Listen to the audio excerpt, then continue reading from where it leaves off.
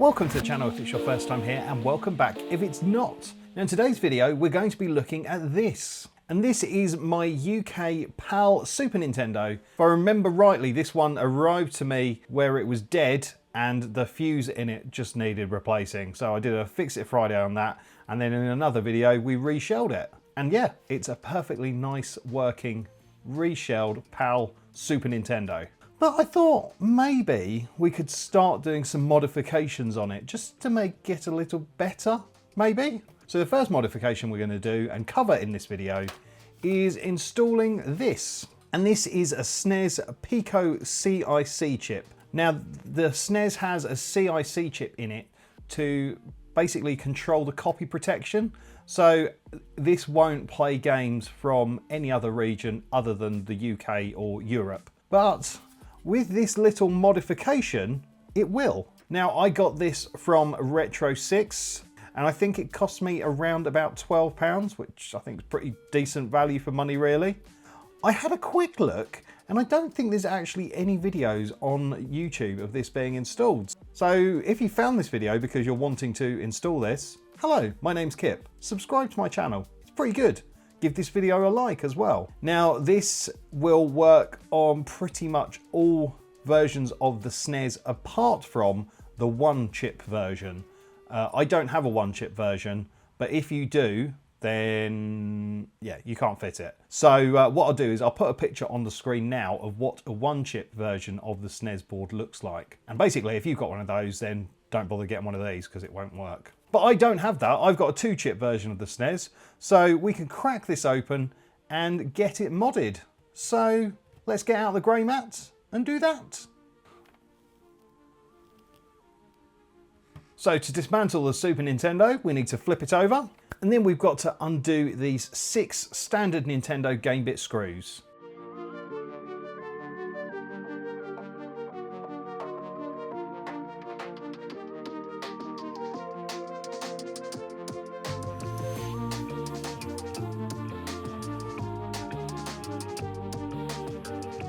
Right, so now those are done, we can just flip it over and pull the top off.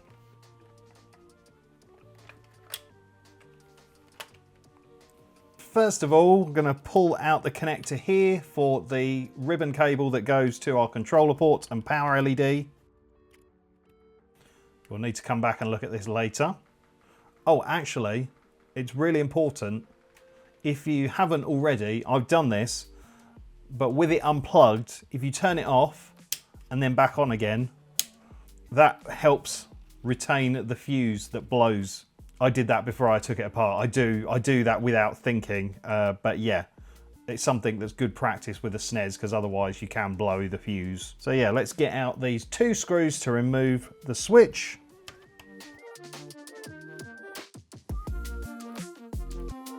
And so it's not flapping around, I'm just going to pull this connector away from the board. There we go, switch is unplugged. So now that leaves us 9 screws to undo. So while I'm taking the mainboard out of this SNES, let's shout out the channel members. Channel members are people who've gone one step above subscribing to the channel and offer a small monthly donation to help support it. If you want to become a channel member, just scan the QR code in the corner of the screen or follow the link in the video description. Anyway, at time of editing, our channel members are the Kip Fans, who are Matt Lovey's, JLC Electrical, For the Burbs, Wayne Cornish, Scott Made a Thing, Draco MacGyver, Rebecca, Giggsy80, Christiane, Francesco Demare, and Music Me. Then you have to get up early to beat the awesome Kip early birds, who are Tim Salt, Sorcerer Stan, Mark C, and Rob Lynn. And then I love these people with all my heart. They are the Kip lovers, and they are Bella Webster, Stestics Fix, Lawrence, Scott Kendall, Props Retrofix, Coaster Chelsea, DD Media Production, Lee Benz, Anne and David Hughes, Danielle Adele, and James and Danny. Then right at the top here, we've got the incredible, the delightful, the amazing Kip Nutters, and they are Becky Boobar and Alan Green. Thank you so much, Becky and Alan, for your top tier support, and big love to all my other channel members. Anyway, I think I'm about ready to go. So now those are all done, we've just got to remove the cartridge eject mechanism. So we just lift it up from this end and then we pull out the rod and then we pull it away, retaining the spring. Don't let that spring off. So now we should just be able to remove this shielding. And then we can just lift out our board. And there's our board. So like I said, this is a 2-chip version because it's got these 2 chips here. We've got PPU1 and we've got PPU2. We need to be concentrating firstly on this chip here, and that is our original CIC chip. And we're going to replace that with something different, the PicoCIC chip. So I suppose before we do that, we should actually get our mod out of the packet and have a little look at what's inside.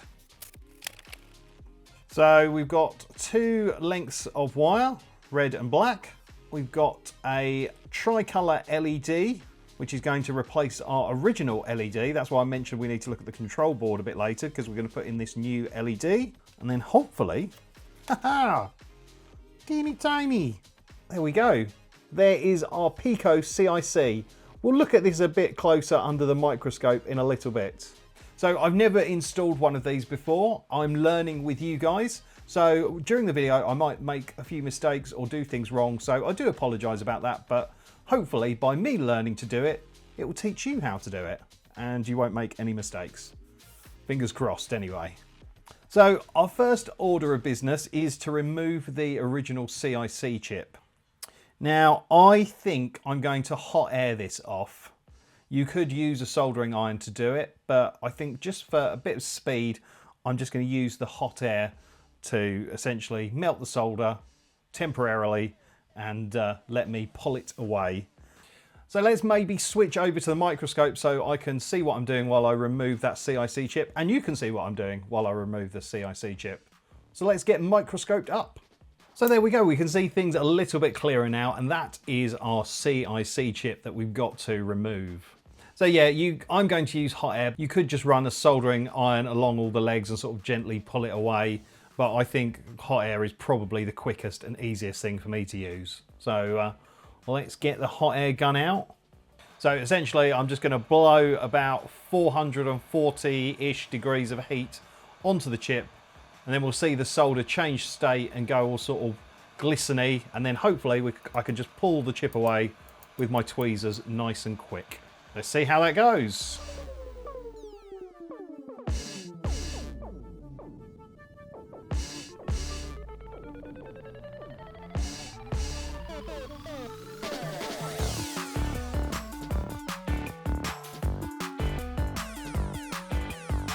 So now I'm just going to put a little bit of flux on the old solder and use my solder braid to just wick it away. So hopefully we're left with some nice clean pads ready for some fresh solder.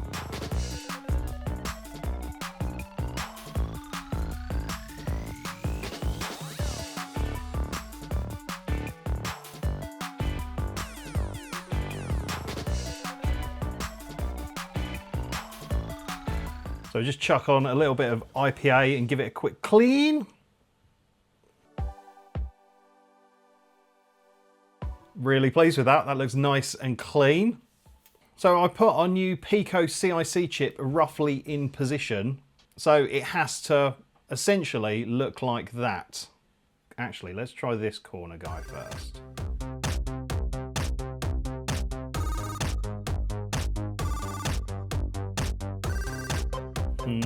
Okay, well, let's put a little bit of fresh solder on one of the spots and see if we can get it roughly lined up.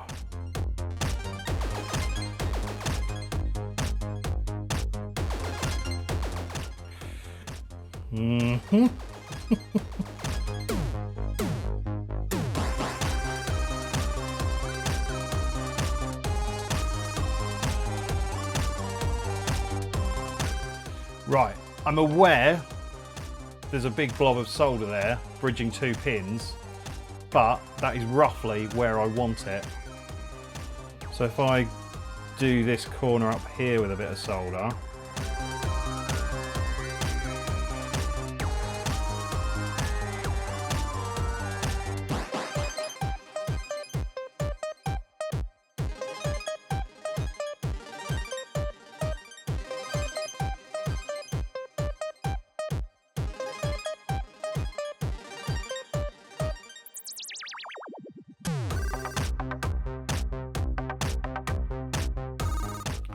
Actually, I'm just going to put a blob of solder on these guys because I need to put connectors on there later.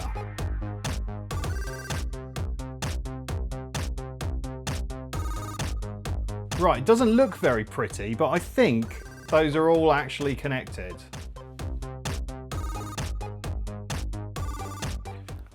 What I'll do now is I'll just test the continuity. So I've got some super thin stabby guys here.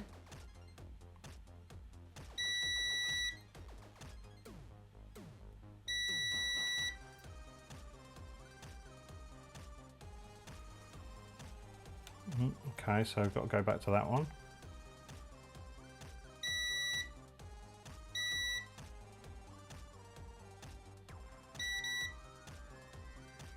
I'm not sure about this one either.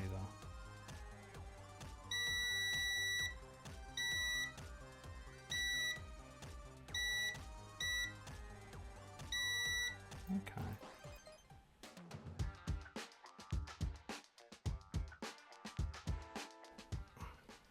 Yes, that looks better.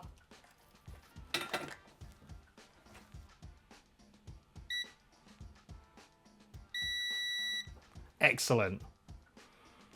I'm still not overly happy about this one, but it says it's okay. So let's have a closer look at the PPU chips. So there they are. We've got PPU2, PPU1, and we need to lift a leg off of each of them. So on PPU1, we've got to lift pin 24, and on PPU2, we've got to lift pin 30. And after we've lifted them, we're going to solder a wire to them. I'm going to take the microscope down a little bit so we can have a really close look at the pin lifting process, and it should make it a little bit clearer for you to see exactly what's going on. There we go, so that's super close. So to lift the legs on the PPU, it's pretty straightforward. You just put a hot soldering iron right on the end of the leg and then gently lift it up with a sharp, small implement. I actually used the end of my pointy test leads and that worked okay. And then I used some tweezers just to lift it that little bit higher. Don't go too mad because you don't want to break the leg. Unfortunately, there was a little bit of solder on the soldering iron and it bridged a couple of the pins, so I had to go back and tidy it up. But eventually we get that leg lifted. Now we move over to PPU2 where we've got to lift pin 30, so one on the corner.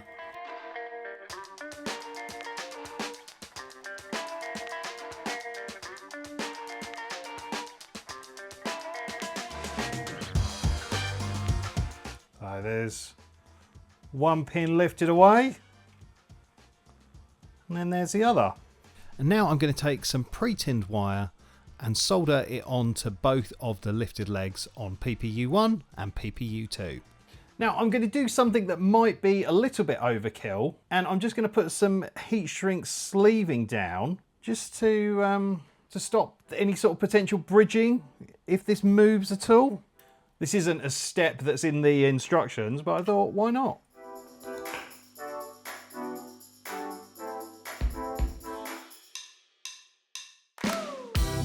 Do. Okay, so now we need to take our two wires from our pins and then join them together and make just one wire, and that one wire will go to our new PicoCIC. So I've got to sort of solder these three tiny wires together. Right, so I'm just going to get another bit of heat shrink, again a bit more mechanical strength, and stop it from bridging on anything.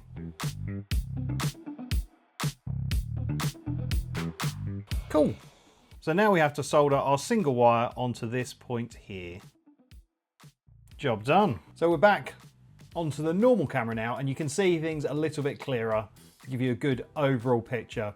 So as you can see, I put a bit of Captain tape. It just means that the wires aren't sort of flapping around and they're kind of nice and solid. Sorry, Steve. So now we've got to turn our attention to this, which is our controller board.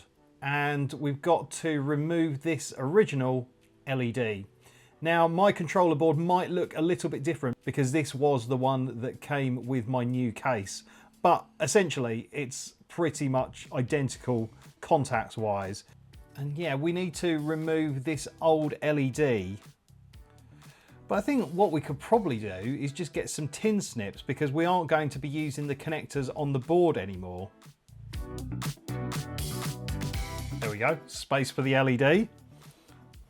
Yeah, this is our new LED. We've got a red wire, we've got a black wire, and then in the middle, we've got this sort of other black wire. So we've got to kind of mount it where it was and take this middle pin and solder it onto there, because that provides the LED with 5 volts. So I'm just going to put a bit of Kapton tape to hold it roughly where I want it.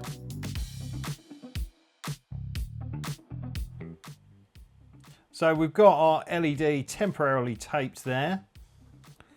And yeah, we just got to solder that middle leg onto that point there.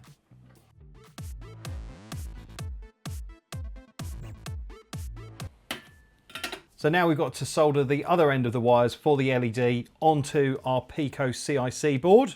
And our positive goes here and our negative goes here. There we go. That is soldered on. And I've just put a bit of Kapton tape across there. So now we need to get everything back together to test. Okay, let's do this.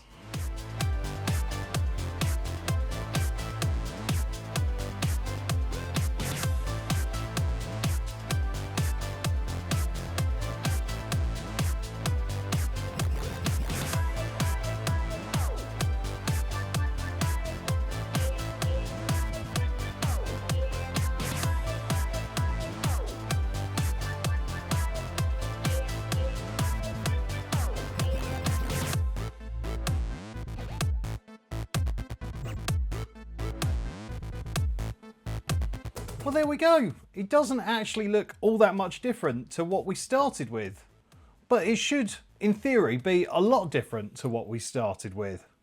Well, I tell you what, let's plug it in and we can see if the region switching works. So, okay, so we've got a blue LED, that's good. So if we hold the reset for just half a second, it should change color. Yes. So that's red now. And then if we hold reset again, we have purple. Hold it again, blue. Excellent. Now, I don't know what those different modes represent, but we'll work it out. I'll tell you what, let me get my little screen out so I can see what's going on, and I'll get the screen capture set up so you can see what's going on. So now we're set up, so hopefully we can all see what's going on. So let's start with my trusty Super Mario World. This is a PAL copy. And we power it on. Okay, so the light is purple. And it's at 50 Hertz, so it's at the correct region. And yeah, all seems to be running just fine. Obviously, because it is the PAL version, we've got the jail bars at the top and bottom. Right, let's leave it on the purple mode. And I will put in this. I actually picked up an NTSC game for this project because I don't have an actual physical NTSC game. I only have my EverDrive. Obviously, I've just got all my other games backed up on there and they're off-site. So this was on purple mode.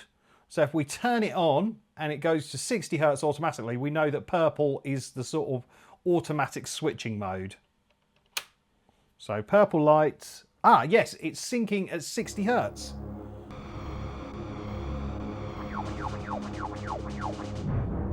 Oh man, I've seen this game for years. Because games like this, which have the special chips in, don't work on the EverDrive cartridges because they can't emulate them.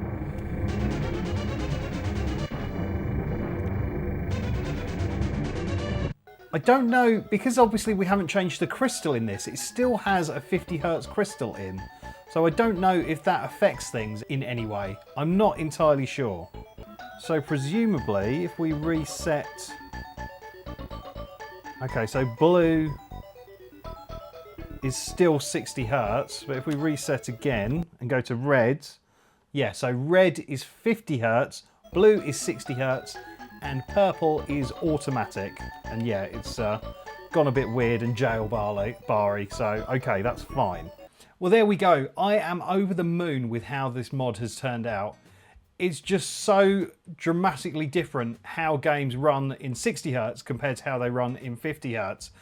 And to have the ability to run them at either speed on one console is just awesome. And that mod is really quite a nice little bit of kit for just £12. And the install was relatively okay. It was a little bit fiddly, especially if you're going to be doing this as a very first mod to install that new CIC chip. But we got there in the end and it seemed to work okay. And yeah, the results speak for themselves. If you enjoyed this video, maybe go and find the video where I modded a Mega Drive with a similar kind of mod, because that was actually pretty cool as well. And I think if you like this video, you'll definitely love that one. But yeah, we're done. All sorted, and just adds a little bit more interest to this interesting looking SNES I've got. Now I could do another mod on this perhaps.